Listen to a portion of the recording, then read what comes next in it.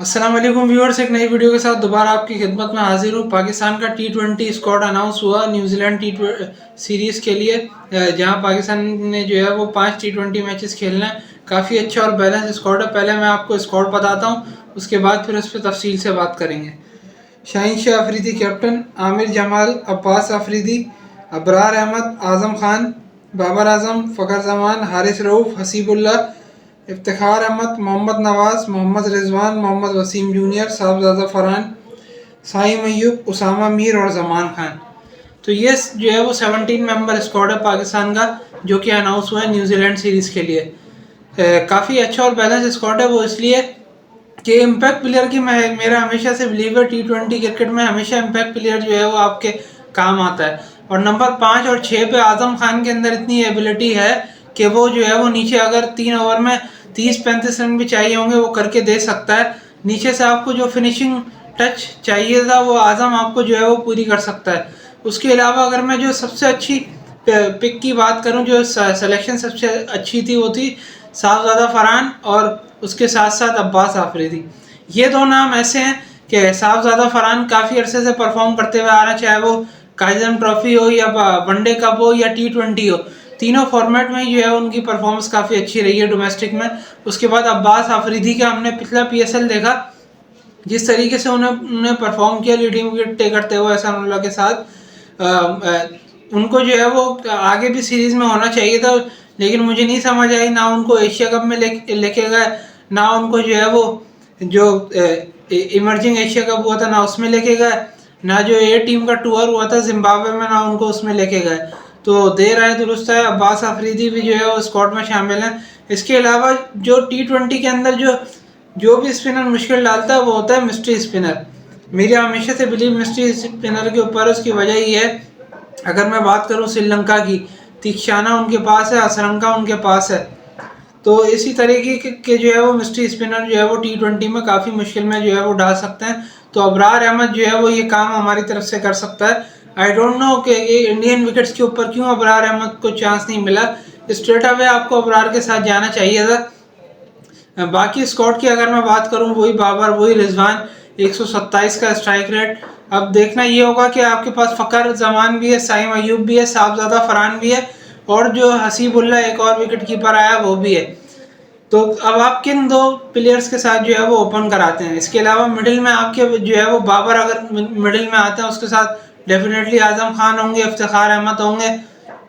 ये जो है वो आपका थोड़ा सा मिडिल ऑर्डर होगा। अगर रिजवान भी मिडिल ऑर्डर में आ जाते हैं तो आपका टॉप 6 जो है वो काफ़ी अच्छा बन जाएगा इस सीरीज़ के अंदर। बॉलिंग की अगर मैं बात करूं तो जमान खान आपके पास फास्ट बॉलर है, जो कि काफ़ी अच्छी T20 में परफॉर्मेंस देते हुए आए, उनकी सिलेक्शन बनती भी थी अच्छी। शाहीन शाह अफरीदी, हारिस रऊफ, ये तीन, इनका जो बॉन्ड था, लाहौर कलंदर का जो बेस्ट बॉलिंग अटैक था, जिसकी वजह से लाहौर जो है वो लास्ट 2 ईयर जो है वो टाइटल जीता है PSL के, सिर्फ इसी बॉलिंग इन तीन बॉलर्स की वजह से, बिकॉज इनका काफ़ी कंट्रीब्यूशन था। उसके अलावा फिर अब्बास अफरीदी की इंक्लूजन काफ़ी अच्छी है। आमिर जमाल एक ऐसा ऑलराउंडर है जो दिन ब दिन इम्प्रूव करता जा रहा है। अभी हमने टेस्ट में भी देखा, अपने डेब्यू में 6 आउट किए। काफ़ी उस लड़के के अंदर पोटेंशियल है और कॉन्फिडेंस नज़र आया। बाबर आजम का dressing room match winner Nawaz, उनके पास ये आखिरी मौका होगा, वो उनको डिलीवर करना पड़ेगा यहाँ। अगर वो डिलीवर कर लेते हैं तो ठीक, अदरवाइज बहुत ज़्यादा उनके लिए मुश्किल हो जाएगा। साइम अयूब की अगर मैं बात करूँ तो CPL के अंदर जो है वो लीडिंग रन स्कोरर थे। साइम अयूब सबसे ज़्यादा रन उन्होंने बनाए थे, और नेक्स्ट ईयर वर्ल्ड कप भी वेस्ट इंडीज़ और USA में है, तो उनको कंडीशंस का पता है, अंदाज़ा है। अभी से उनको लेके हम चलेंगे साइम अयूब को। और ओपनर आपने खिलाना है, आप नंबर 3 या 4 पे खिलाएंगे फ़खर जमान या साइम अयूब को तो उसका कोई फ़ायदा नहीं है। जितना ज़्यादा आप T20 के अंदर पावर प्ले यूटिलाइज करेंगे, उतना ही ज़्यादा जो है वो आपके के लिए अच्छा होगा, आपके टीम के लिए फ़ायदेमंद साबित होगा। कॉम्बिनेशन आप एक बनाने की कोशिश करें, आपकी बॉलिंग और बेहतर हो जाएगी जब इस टीम में नसीम की वापसी होगी, जब हसनैन की वापसी होगी, जब एहसानुल्लाह की वापसी होगी, जब शाहनवाज धानी की वापसी होगी। तो आपका जो फास्ट बॉलिंग का बॉन्ड है वो एक स्ट्रांग हो जाएगा। और आपके पास जो हम बात कर रहे थे कि नसीम शाह को इंजरी हुई, हमारे पास बैकअप पे कोई फास्ट बॉलर नहीं था। तो PSL के बाद जो है इंशाल्लाह हमारे पास वो फास्ट बॉलर भी वापस आ जाएंगे। बेंच स्ट्रेंथ इंशाल्लाह हमारी इतनी स्ट्रांग हो जाएगी कि अगर हमें किसी भी फास्ट बॉलर की खुदा ना खास्ता ज़रूरत पड़ती है तो हम उसको अंदर डाल सकते हैं। हारिस की मैं थोड़ी सी बात करूंगा, हारिस की परफॉर्मेंस ऊपर नीचे होती रही है, लेकिन T20 एक ऐसा फॉर्मेट था जिसमें हारिस को आप कंटिन्यू कर सकते थे। I don't know why chief selector जो है वो उसकी तरफ क्यों नहीं गया। हसीबुल्लाह एक ऐसा नाम जो जिसको हमने देखा, अंडर 19 का बच्चा है, विकेट कीपर है, लेफ्टी है, PSL में भी उसने 2-3 इनिंग्स ऐसी खेली हैं काफ़ी अच्छी। बाकी अपना प्रेसिडेंट कप की अगर मैं बात करूं उसमें भी वो अच्छा परफॉर्म कर रहा है, और भी जो है उसने T20 की काफ़ी इनिंग्स अच्छी खेली हुई है, तो उसमें पोटेंशियल है। वो एक ऐसा प्लेयर है जो गेम चेंजर है। लेकिन अब वही बात है कि आप जो है वो अपने यंगस्टर को चांस देते हैं या आप एक्सपीरियंस के साथ जाते हैं। अगर तो आपने टीम बनानी है तो जो इंडिया अभी कर रहा है वही प्रोसेस आपको भी करना पड़ेगा। बिकॉज अभी देख लें, इंडिया ने T20 और ODI सीरीज में बिल्कुल अपनी बी टीम खिला दी, उनका कोई भी मेन बैट्समैन या मेन बॉलर नहीं है उसके अंदर।